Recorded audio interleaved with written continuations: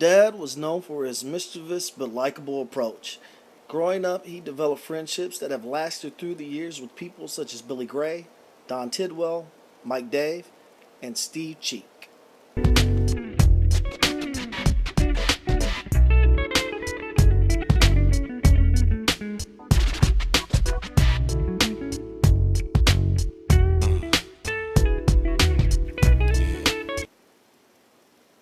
Dad loved sports and participated in a great number of them, including track and football, but his favorite sport by far was basketball.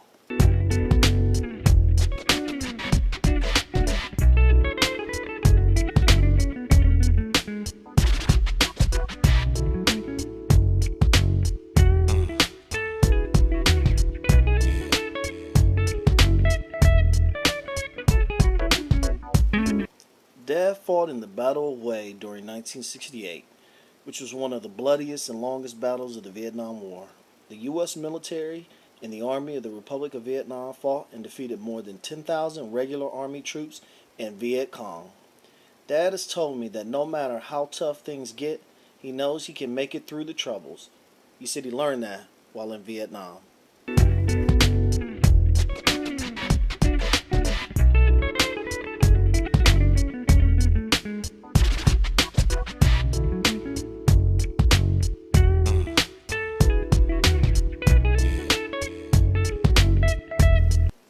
Dad worked hard to raise his family and took on several jobs, including as a janitor at Mifflin High School, an assembler with Westinghouse, and a plasterer with my grandfather's company, Herbert H. Good Plastering.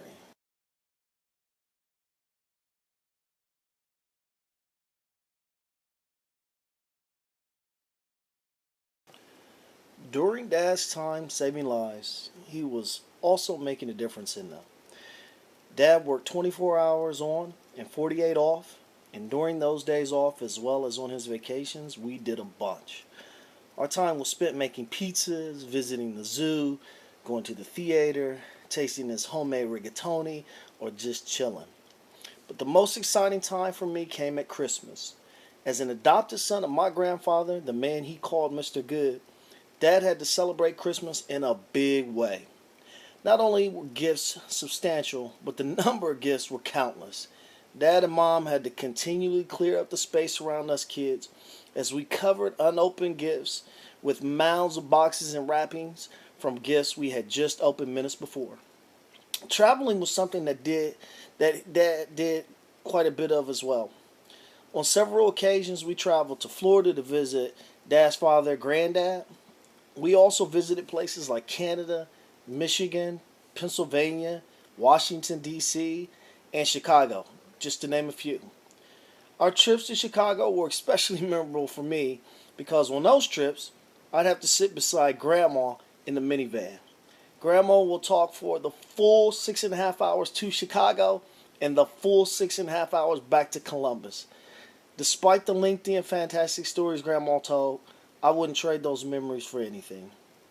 When we weren't traveling, we were going to picnics, and the grandest of them all was the July picnic thrown by my grandfather, again, the man Dad referred to as Mr. Good. Though there were many traditions associated with the July picnic, Dad had one that was very unique to him. Concealed in a brown covered disposable cup was Dad's beer. As we all know, Dad makes no apologies for his beer drinking, and at times it seems as if he's paid by Michelob to be a spokesperson. But at the July picnic, he was outnumbered by the church folks. So public advertising of beer consumption wasn't an option. Therefore, Dad used his brown cup to keep his beverage a bit more discreet. I really remember this tradition so vividly because I was often the one filling up his cup with beer. That small symbol, though simple, is an indication of the man. Dad makes no apologies for being who he is, but when he respects someone like he respected Mr. Good, he shows his respect.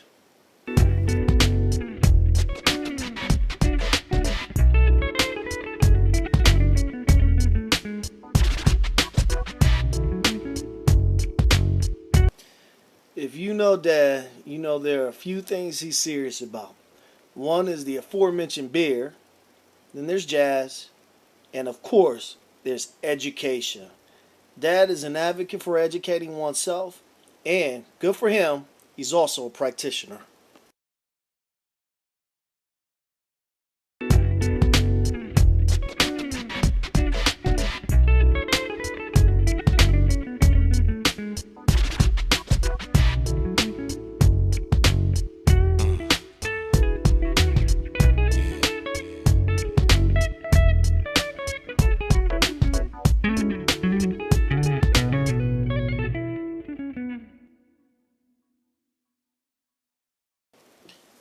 Dad has also created clones of himself through his grandchildren.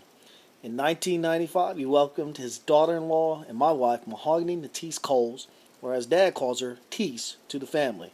Tease, with a little help from me, gave Dad three grandchildren: Levi, Megan, and Zach. One thing that you might not know about Dad is that he put a little pressure on me to carry on the family name. I was the last male Coles born to the Coles family, but fortunately for me, that pressure has now passed on to Levi and Zach. As I stated, he has created clones of himself. Since being able to form words, Levi has wanted to follow his Paul's footsteps and join the Division of Fire. He's taken the necessary steps and started this week by visiting several colleges to determine where he will pursue his BSN, and then he will pursue being an EMT with the Columbus Division of Fire. Just like her Paul, Megan has a love for learning and is interested in studying at a college in New York. Zach, well, Zach is very similar to Dad and pursues many of his interests. A couple years ago, Dad bought Zach an outdoor basketball hoop, which he plays all the time. That is when he's not playing NBA Live or his PS3 or watching the Heat, Celtics, Lakers, or Oklahoma City. He also loves music and is a pretty solid trumpet player, but unfortunately, Dad, no improvisational jazz as of yet. In my former position with CCAD, Dad would accompany me on some of my more premier trips. Dad and I traveled to New York soon after 9/11, Vegas, where we saw a very provocative performance of Cirque du Soleil, during which Dad was asked by one of the performers to, and I quote, eat her strawberries. Enough said. And New Orleans, where Dad treated me to my first and only five-star meal. However, the most memorable trip he and I have taken together has to be the 2006 trip to China.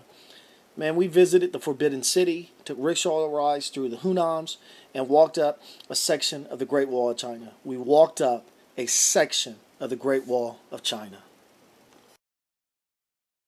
You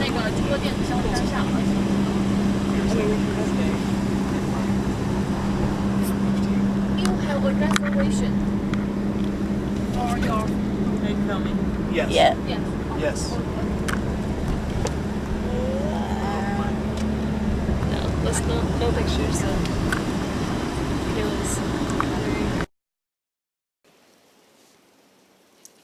Dad helped his Uncle Jack, his Aunt Juliet, his mother, Grandma, his father, Granddad, and his brother, Uncle Lou. Dad served them as a nephew or a son or a brother, a financial advisor, decision maker, healthcare provider, and a companion in their waning days.